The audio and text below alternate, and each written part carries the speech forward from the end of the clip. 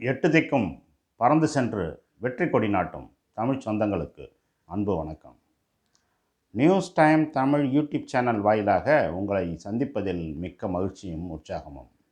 இன்று நாள் 9/6/2024 ஞாயிற்றுக்கிழமை. செய்திகள் வாசிப்பது உங்கள் கவிஞர் பிரபாகரன்.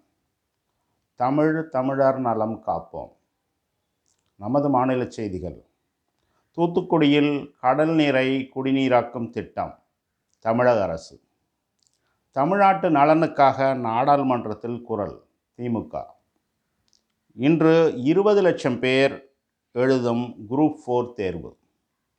தமிழ்நாட்டில் ஜூன் 14 வரை மழைக்கு வாய்ப்பு.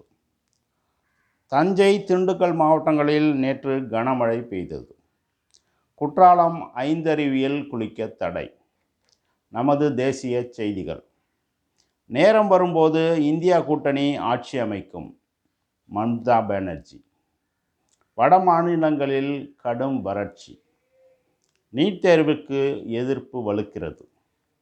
நமது உலக செய்திகள். சீனாவில் வாட்டர் டிராகன் நடனம் மக்கள் உற்சாகம்.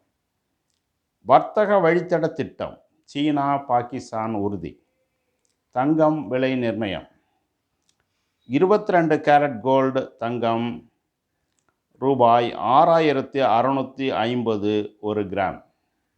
சில்வர் விலை 1 கிராம் ரூபாய் 96 நிர்ணயம். விளையாட்டுச் செய்திகள்.